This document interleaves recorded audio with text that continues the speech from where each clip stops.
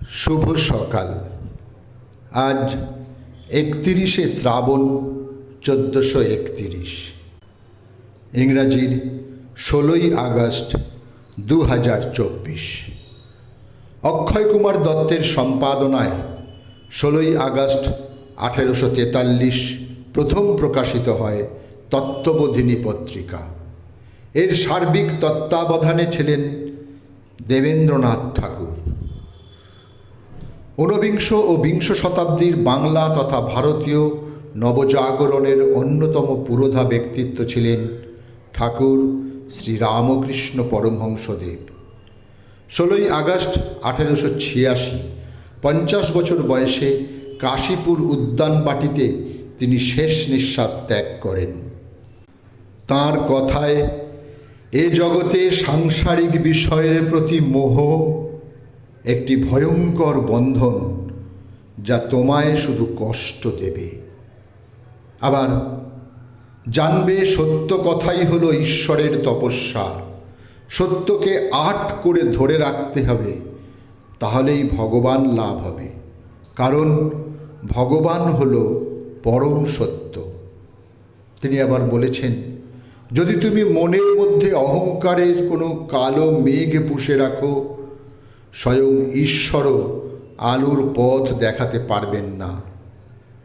ঈশ্বর সর্বত্র বিরাজমান, তবে তার বহিঃপ্রকাশ মানুষের মধ্যেই সর্বাধিক।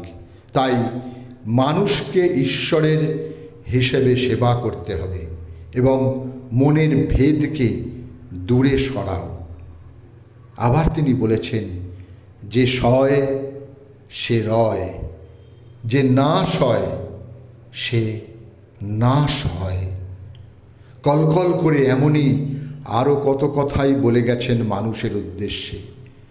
তিনি আরও বলেছেন, একটা কথা সর্বদা মাথায় রাখবে, জীবনে গুরু সবাই হতে চায়, তবে শিষ্য হয় কজন?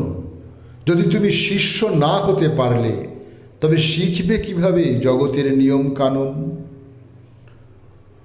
16ই আগস্ট 2018 93 বছর বয়সে দিল্লিতে ইহলোকের মায়া ত্যাগ করেন ভারতের প্রাক্তন প্রধানমন্ত্রী অটল বিহারী বাজপেয়ী। রাজনীতির সঙ্গে সঙ্গে তিনি ছিলেন একজন কবি ও লেখক। ভারতীয় ক্রিকেট দলের অন্যতম সদস্য ছিলেন চেতন চৌহান। 1969 থেকে 1981 এই সময়কালে ভারতের পক্ষে আন্তর্জাতিক ক্রিকেটে তিনি অংশগ্রহণ করেছিলেন।